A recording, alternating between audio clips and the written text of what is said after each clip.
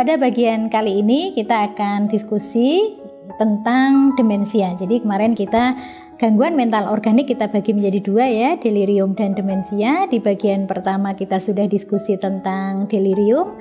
Sekarang kita akan diskusi tentang demensia. Sekali lagi, kenapa demensia menjadi dominan? Karena jamaah kita mayoritas adalah lansia. Apa itu demensia? Kita ingat kembali dulu ketika kita di blog kedokteran jiwa ya, bahwa demensia adalah satu kondisi klinis itu yang disebabkan karena problem fisiologi di sistem saraf pusat itu ya, dan ditandai dengan yang utama adalah kemunduran fungsi atau penurunan memori jangka pendek. Jadi pada demensia ini khas gitu, bahwa yang menurun, yang fungsinya turun itu adalah memori jangka pendek. Orang-orang dengan demensia kalau dia bercerita tentang masa lalunya dulu waktu masih muda ya, cerita tentang pengalamannya bersama teman-temannya, zaman sekolah gitu, kadang-kadang masih utuh. Dia bisa cerita dengan detail waktu sekolah itu seperti apa, letak sekolah di kampungnya itu di mana ya, dekat rumah Pak Lurah, itu kadang detail banget. Tapi begitu memori jangka pendek, tadi udah makan atau belum, naruh barang itu ditaruh mana lupa, itu tuh dominan terganggu. Makanya orang demensia juga sering baru keluar dari rumah beberapa menit ya, ke warung sebelah itu sudah lupa arah pulang. Jadi resiko hilang itu tinggi pada demensia. Dan sehingga kalau kita pada waktu ibadah haji ya di Mekah dan Madinah itu, sebagai petugas kesehatan benar-benar harus punya strategi nih ya. Kalau di Indonesia saja kita menasihatkan pada keluarga untuk menjaga ya, misalnya pagar itu diberi suara supaya kalau lansia yang demensia ini mau keluar pagar itu berbunyi gitu, keliling-keliling gitu, sehingga kalau kita ada di dalam ya, di rumah itu ada orang lain tuh jadi ngerti, si Mbah pergi nih gitu, sehingga tidak hilang pada demensia itu. Angkanya cukup tinggi gitu. Atau kita juga misalnya kita mengajari keluarga untuk diberi gelang identitas ya. Kadang kan dia nggak tahu, lupa alamat rumahnya, mau ketemu polisi misalnya ya, mau dikembalikan dia lupa alamat itu. Tapi kalau dia diberikan gelang identitas, nah ini akan membantu. Nah ketika haji memang kita diwanti-wanti ya, jangan melepaskan tas paspor. Jadi tidur pun tuh nggak boleh dilepas, terutama apalagi yang lansia ini. Kadang-kadang habis tidur pipis ya, habis itu bingung ya, apalagi kalau di waktu Armusna itu ya, di Arafah tendanya sama semua ya. Waktu itu ada, padahal sama petugas kesehatan sama dokternya tuh udah dipasang-pasangkan gitu ya. Jadi si Mbah nggak boleh pergi tanpa bareng sama ibu ini, itu udah dipasang-pasangkan. Nah tapi waktu itu ada lansia yang dia itu cuma mau keluar. Jadi di tenda, setiap tenda, di depan tenda itu ada galon air panas. Nah dia mau bikin minum air panas, hanya mau ngambil galon air panas di depan tenda, sehingga pasangannya itu berpikir nggak apa-apa gitu ya, tas paspornya dilepas, hanya mau ngambil air panas di depan tenda gitu ya. Nah ternyata sampai sore itu kok nggak kembali gitu. Dicari gitu kan, tendanya sama semua, bingung dia. Ternyata kok bisa begitu. Jadi dia mau ambil air panas di depan tenda, galonnya pas habis di tenda kita. Nah dia pindah ke tenda sebelahnya, bingung, masuk di tenda sebelahnya kok nggak ada yang dia kenal. Dia keluar lagi, muter di area di Arafah itu ya, sampai berapa jam itu baru ketemu. Nah ini saya kira ini pengalaman-pengalaman yang perlu kita kumpulkan ya, kalau kita sebagai dokter haji gitu. Sederhana, nggak nyangka gitu ya, begitu ketemu itu juga kan ya mesti yang paling kita ya, petugas kesehatannya ya, aduh gimana ini gitu, takutnya nanti dia dehidrasi dan sebagainya selama muter-muter itu ya. Jadi kemampuan untuk mengingat tadi lokasi di mana dan sebagainya, mungkin tadi yang letakkan tas paspor nggak segera dipakai, lupa dan sebagainya, itu khas miliknya demensia. Tapi kalau dia cerita tentang masa lalunya, wah dia cerita tentang waktu kecil ya. Kalau kita itu kumpul dengan lansia itu kan paling seneng cerita tentang masa lalu ya, nostalgianya. Itu udah kita kalau sama eyang, kalau sama ibu-ibu kita udah pokoknya didengarkan ya. Kadang-kadang dalam hati kita ini cerita yang ke-10 ya, diulang-ulang, tapi itulah yang membahagiakan mereka gitu. Tapi begitu hal-hal yang memori jangka pendek, udah maem apa belum, udah mandi atau belum, kadang kamar mandi letaknya di mana, makanya kadang ngompol pipis sembarangan, itu bukan sengaja ya. Kita kalau mendampingi lansia ya harus tidak menyalahkan, tidak marah ya, karena bisa jadi itu adalah karena demensianya, letak-letak itu dia bisa lupa gitu ya, walaupun di dalam rumahnya sendiri. Nah, kondisi ini tadi ya di awal kita sudah memahami bahwa lansia tentu saja ya, kalau demensia itu kan kronik progresif. Jadi sebenarnya bukan berarti ketika sebelum berangkat ibadah itu belum demensia, belum tentu begitu ya. Jadi kalau demensia itu kronik progresif gitu. Jadi jangkanya terjadi itu biasanya sudah setahun sebelumnya, 2 tahun sebelumnya. Awalnya menurunnya daya ingat tuh pelan-pelan, tapi kemudian makin berat, makin cepat, makanya progresif itu. Nah bisa jadi dia sudah memang berangkat itu sudah mulai turun fungsi kognitifnya. Nah ketika dia ada di sana dengan perubahan lingkungan, dengan resiko-resiko yang tadi yang banyak itu ya, kemudian membuat demensia menjadi progresif gitu. Nah ini yang mungkin juga kenapa dari awal sebelum berangkat kita sudah punya ya data-data. Nanti ada cara ya, salah satu cara untuk melihat fungsi kognitif ini supaya menjadi deteksi dini ya kita untuk mengenali masalah itu. Ya, jadi kalau kita bicara fungsi eksekutif, kita ingat ada fungsi memori, ada fungsi emosi, ada fungsi sensori ya, yang semua ini kita butuhkan ketika kita membuat rencana ya, mengevaluasi, melakukan ya, mengatur, itu adalah fungsi eksekutif kita menyebutnya. Nah, inilah yang terganggu pada orang dengan demensia. Nah, ketika dia disebabkan oleh aging ya, karena memang penuaan, kita mengenal dengan adanya demensia Alzheimer gitu ya. Tetapi kalau dia disebabkan karena faktor-faktor vaskuler, stroke dan sebagainya, maka dia masuk ke demensia vaskuler. Kalau dia demensia dan ada faktor vaskuler, tentu saja ini menjadi double ya, menjadi lebih berat.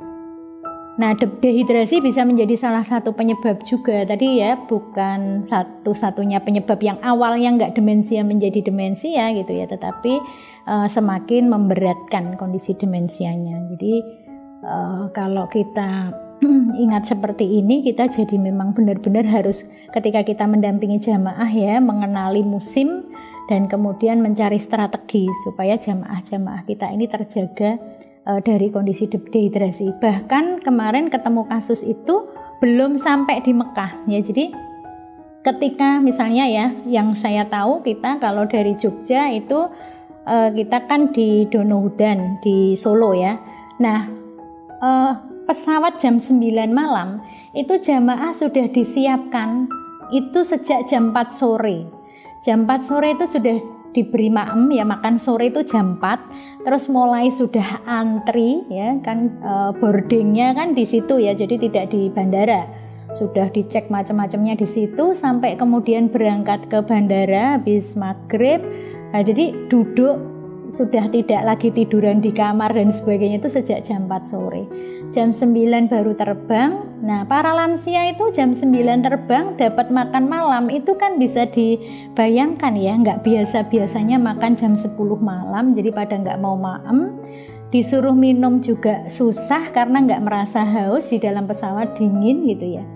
Sehingga mendarat pukul 4 pagi ya, subuh itu di Madinah itu beberapa dehidrasi masuk ke klinik bandara gitu karena nggak minum dan nggak makan. Jadi dari jam bisa kan kita bayangkan awalnya mereka pada tidur malam kan ya, jadi dipikirnya baik-baik saja gitu. Ternyata harus kita waspadai bahwa mereka itu sudah sejak jam 4 sore siap-siapnya sampai jam 4 pagi itu kan 12 jam ya, itu kalau tidak kita perhatikan juga bisa terjadi. Nah ini kalau dia kondisinya demensia, ini akan memperburuk kondisi demensianya. Nah, salah satu alat screening ya, bukan alat diagnosis ya. Kalau alat diagnosis ya kita sebagai dokter harus memeriksa. Pemeriksaan itu anamnesis, pemeriksaan standar ya. Pemeriksaan penunjang itu adalah standar diagnosis. Tapi MMSE ini adalah alat screening. Kita bisa siapa resiko tinggi ya, siapa penurunan kognitifnya tinggi, ringan ya, atau tidak ada, itu kita bisa menggunakan berbagai instrumen, salah satunya adalah MMSE. Cara penilaiannya sangat sederhana ya, kita menyebut dengan mini mental state examination. Nanti mungkin beberapa ada skills lab-nya ya untuk MMSE ini. Jadi kita memberikan beberapa pertanyaan kepada lansia ya. Mungkin semua, kalau kita mau screening semua juga boleh, tapi sebenarnya akan lebih pas kalau ini untuk lansia. Jadi kita menanyakan ada hal-hal yang orientasi pengetahuan memang masuk di sini ya. Sekarang tahun berapa, bulan apa, hari apa ya. Makanya pada demensia itu juga sebenarnya perlu untuk mereka itu diingatkan hari ya. Kadang-kadang lansia itu nggak tahu hari, dan kita sebagai anggota keluarga itu lah nggak apa-apa kan, nggak butuh gitu. Padahal itu sebenarnya salah satu yang dibutuhkan untuk stimulasi kognitif. Jadi dia tahu sekarang hari apa, sekarang jam berapa. Kadang kan kalau kita ditanya, "Ki dino apa toh? Ini hari apa?" Terus kita menyepelekan, ya Allah, Simbah itu nggak tahu hari juga nggak apa-apa. Nah, padahal itu sebenarnya penting ya buat lansia. Kemudian di mana ya? Kalau misalnya dia sekarang itu ada di mana ya? Kadang-kadang kemarin tuh ya ketika di sana beberapa lansia tuh bingung, kok aku bisa di sini ya? Ini di mana ya? Gitu. Kalau yang penurunan fungsi kognitif itu sudah ada ya, dia disorientasi, dia juga lupa dia ada di mana. Ya, kadang-kadang minta pulang gitu ya, nggak tahu, dia lupa dia ada di mana. Kemudian kita akan menyebutkan 3 objek dalam waktu 1 detik ya, kita biarkan, kemudian disuruh dia mengulang. Jadi misalnya kita bilang ada misalnya kita bilang kerudung, pensil, gelas gitu. Terus kemudian berhenti sebentar, lansia itu suruh nirukan kerudung, pensil, gelas. Nah, dari situ kita bisa menilai ya, apakah dia bisa 3-tiganya ingat, atau hanya ingat kerudungnya saja, atau ingat yang akhir ya, gelasnya saja. Nah, itu nanti kita akan menilai.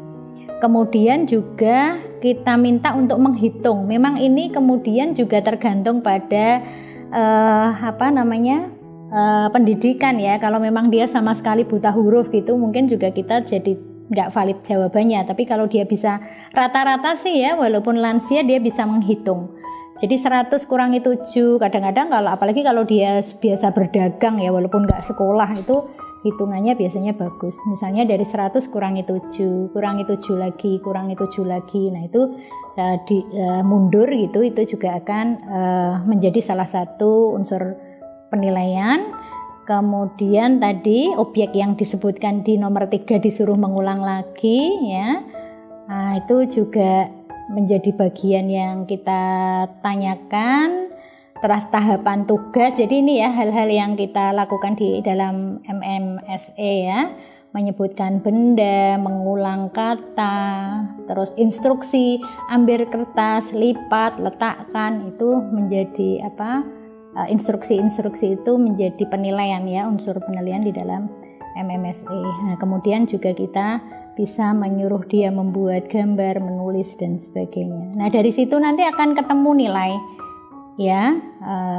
Kalau misalnya dikatakan dia normal ya, kalau dia bisa menjawab semua dengan baik, nilainya full ya.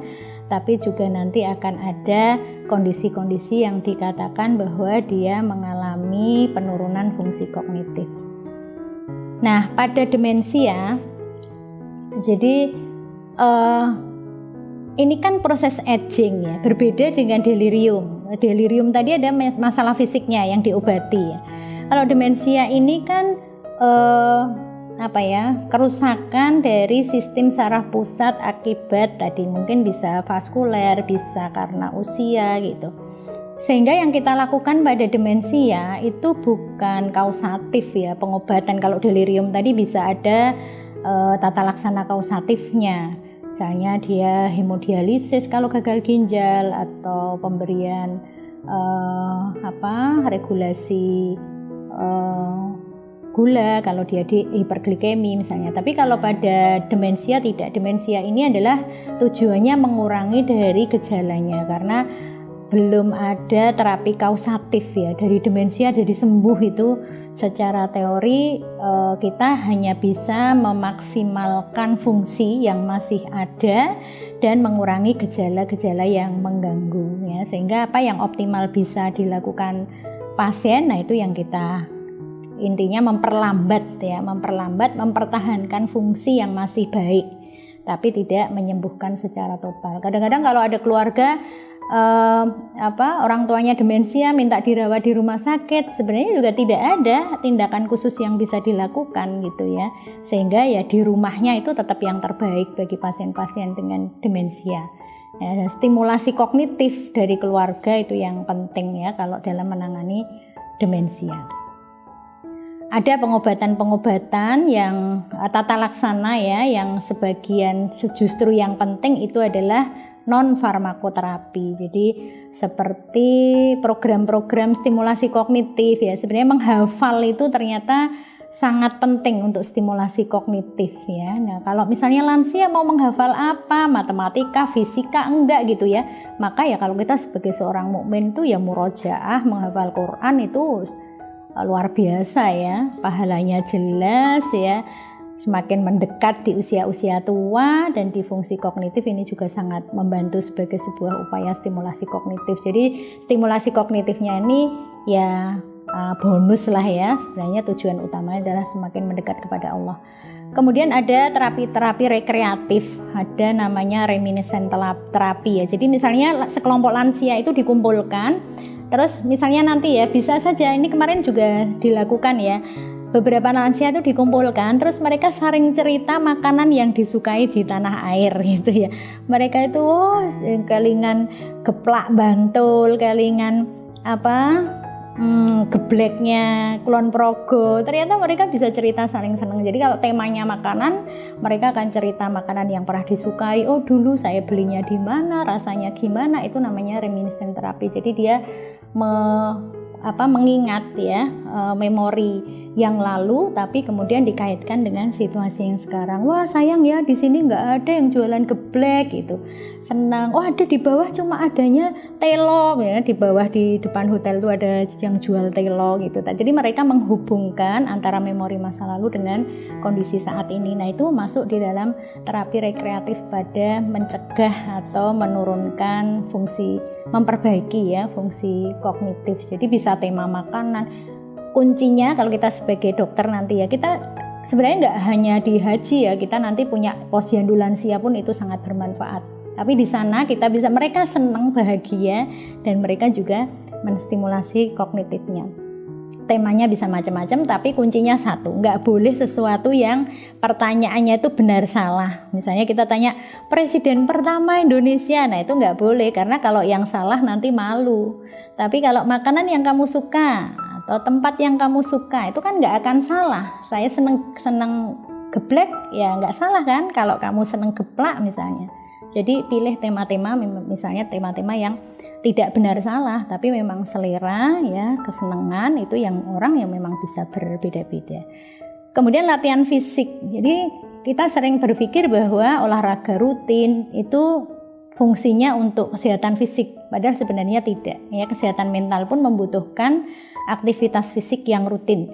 Jadi kemarin juga ketika dokter haji itu membuat, petugas kesehatan haji itu juga membuat senam bersama ya. Jadi kalau pagi ada peluit, semua keluar, padahal cuma di depan kamar masing-masing. Tapi ada pemandunya ya kan, satu lantai hotel, satu lantai itu ada olahraga paginya. Ini juga sangat dibutuhkan. Jadi kita sebagai petugas haji juga bisa melakukan ya. Dan untuk farmakoterapi memang sampai sekarang belum ada obat yang kausatifnya tadi menyembuhkan ya, sehingga kita lebih banyak non farmakoterapi ya.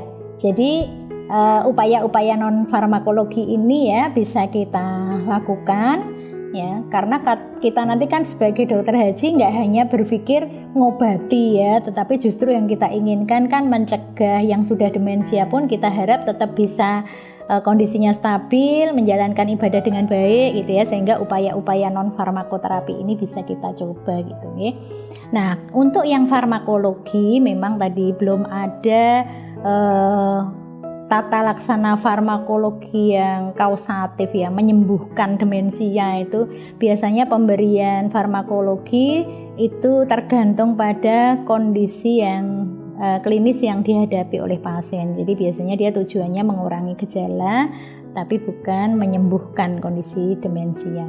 Ya sesuai ya dengan apa yang Allah sampaikan bahwa semua penyakit ada obatnya kecuali tua gitu ya. Jadi tua itu proses fisiologi, hanya kan kita ingin proses itu bisa lebih optimal ya, sehingga resiko-resikonya bisa minimal ada pada lansia.